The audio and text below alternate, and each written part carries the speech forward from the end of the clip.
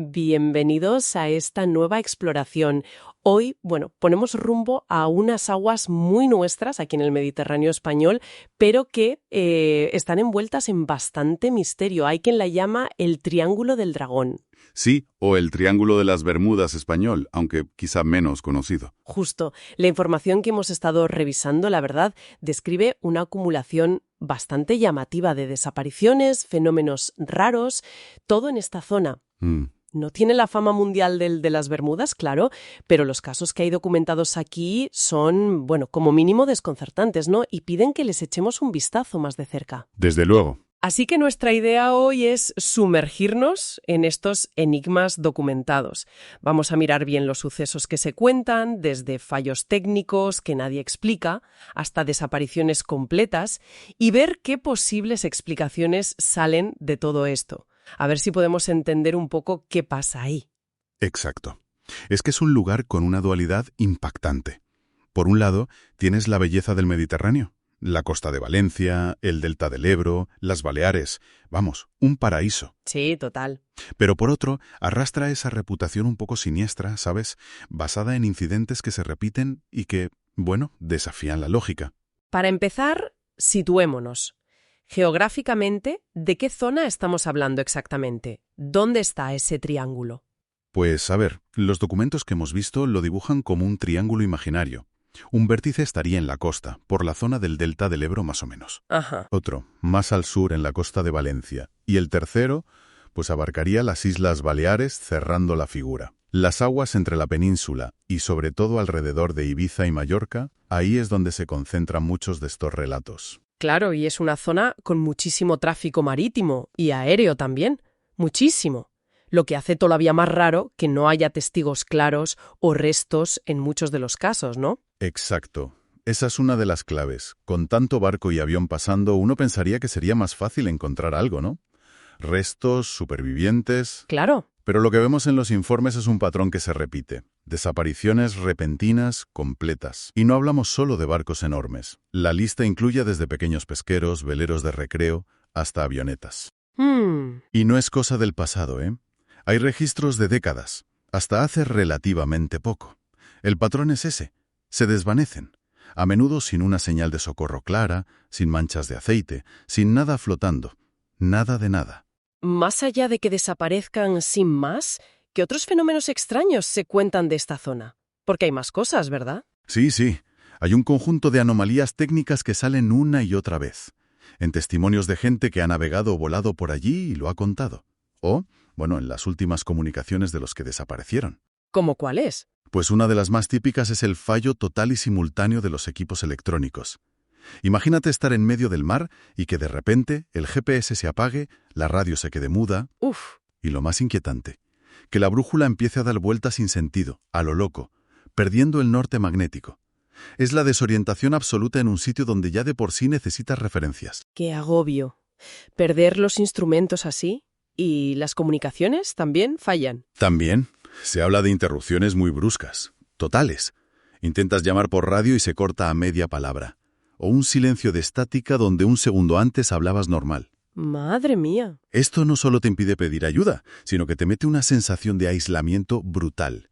Te sientes completamente solo a merced de algo que no sabes qué es. Y luego están los avistamientos, ¿no? Los informes no solo hablan de problemas técnicos. Efectivamente. Hay varios relatos que mencionan luces submarinas, de origen desconocido. Los llaman OSNI, objetos sumergibles no identificados. ¿Luces bajo el agua? Sí. Y no como simples reflejos, sino como focos de luz que parece que se mueven con intención bajo el agua. A veces muy rápido, o haciendo giros imposibles para un submarino normal. ¡Qué curioso! Y también hay testimonios de luces raras en el cielo justo sobre esa zona del mar. Formaciones de luces que no encajan con aviones conocidos ni con fenómenos del tiempo normales. Y una de las cosas más, perturbadoras que aparece en varios documentos es lo de las nieblas. Ah, ¿sí? Lo de las nieblas es un elemento muy recurrente y muy desconcertante. Se habla de bancos de niebla que aparecen de golpe, muy densos, muy localizados. Incluso con buen tiempo. Incluso en días despejados, sí. Aparecen de la nada. Los testigos dicen que son como artificiales, antinaturales, a veces con un color o una textura rara, y pueden aparecer y desaparecer muy rápido. Vaya. Estas nieblas no solo te quitan la visibilidad en segundos, que ya es un peligro enorme para navegar, Claro. sino que muchas veces se dice que aparecen justo cuando empiezan los fallos electrónicos y lo de las brújulas, como si todo fuera parte de lo mismo. Hay un caso concreto que lo leímos en el material que parece que junta varios de estos elementos de forma muy dramática. Pasó a principios de los 2000 con un velero. Sí, me acuerdo de ese caso. Un velero moderno, bien equipado, hacia una ruta súper común, de un puerto de Valencia a Ibiza. Ajá. Una travesía corta la hace muchísima gente, sobre todo en verano. Y el tiempo, al principio, era bueno. Y sin embargo desapareció el barco y toda la tripulación. Creo que eran 3 o 4 personas, ¿no? Se esfumaron. Sí. Y lo más escalofriante es la última comunicación que se recibió, que no fue un SOS normal. Fue una señal muy corta, muy confusa, como rota. La captó la estación de costa. Sí, en esa transmisión, que casi no se entendía, el patrón del velero parecía intentar describir algo rarísimo, algo que no comprendía. Las palabras clave que se pudieron sacar fueron algo como luces extrañas, bajo el agua. Y una sensación muy rara, que describió como si el tiempo se hubiera detenido o ralentizado mucho a bordo. Y después de eso, silencio. Silencio total. Se montó un dispositivo de búsqueda enorme, claro. Barcos, aviones, peinando la zona días. Pero nada. Cero. Nada de nada. Ni una tabla, ni un chaleco, ni una mancha de aceite. Absolutamente nada. Es como si el mar se lo hubiera tragado entero, sin dejar ni la más mínima pista. Esa ausencia total de restos es lo que hace que estos casos se queden ahí, ¿sabes? Alimentando el misterio. Totalmente. Y ante todo esto, la pregunta es obvia. ¿Qué puede estar pasando? Los informes que manejamos exploran varias posibilidades. Una tira por la geología submarina de la zona. Ajá. Lo que se sabe, por estudios geológicos, es que el fondo marino entre la península y Baleares es complejo. Es una zona activa tectónicamente. Hay varias fallas geológicas, y algunas parece que se mueven de vez en cuando. Hablas de terremotos submarinos, ese tipo de actividad. Sí, se registra actividad sísmica, pero normalmente de intensidad baja o media. No tienen por qué ser terremotos enormes y destructivos. Vale. Pero la teoría que proponen algunos análisis es que el roce continuo de las placas en esas fallas, o incluso esos pequeños terremotos, podrían generar, fenómenos secundarios. Concretamente, se habla de la posibilidad de que se liberen pulsos electromagnéticos muy potentes desde el fondo del mar. Pulsos electromagnéticos que afecten a los barcos y aviones en la superficie. Esa es la hipótesis, sí, que esos pulsos, al viajar por el agua y el aire, podrían interferir a lo bestia con los sistemas electrónicos y magnéticos modernos. Ah, claro. Explicaría los fallos de GPS, de radio, y, sobre todo, el comportamiento loco de las brújulas, que al final son aparatos magnéticos. Podría ser una explicación natural, aunque un poco extrema, para esas anomalías técnicas. Es una perspectiva científica, sí, interesante. Pero luego el material que vimos mete otra capa de explicación, que tiene que ver más con la historia, con creencias antiguas de la zona. Se dice que las Baleares, y sobre todo Ibiza y el islote de Esvedra, siempre se han considerado sitios especiales, con una energía diferente. Se habla de puntos de poder telúrico. Exacto. Esa idea de que las Baleares son focos de energía no es nueva, ¿eh? Está en leyendas locales, tradiciones. Esvedra, ese peñón gigante frente a Ibiza, es el ejemplo más claro. Hay 1000 historias de avistamientos raros, luces, sensaciones extrañas allí. Sí, es muy famoso por eso. De aquí es donde algunos documentos hacen una conexión más, especulativa pero intrigante. ¿Qué conexión? Entre las fallas y esa energía. La hipótesis que se plantea, juntando esas creencias de energías telúricas con la realidad geológica de las fallas activas, es atrevida. Sugiere que quizás esas energías naturales, si es que existen, podrían interactuar con las anomalías geológicas. Ajá. Que a lo mejor las fallas no solo sueltan pulsos electromagnéticos, sino que también podrían actuar como canales o amplificadores de esas supuestas energías telúricas. ¿Y eso qué provocaría? ¿A dónde nos lleva esa combinación? Aquí ya entramos en el terreno más especulativo de las fuentes, claro. La idea que se maneja es si esa interacción podría crear distorsiones locales muy fuertes, no solo electromagnéticas, sino quizás incluso en el propio espacio-tiempo. ¿Distorsiones del espacio-tiempo? ¿Cómo? Se llega a mencionar la posibilidad de que se abran momentáneamente portales o puertas dimensionales. Esto sería un intento de explicar lo más desconcertante. Las desapariciones totales, sin dejar ni rastro.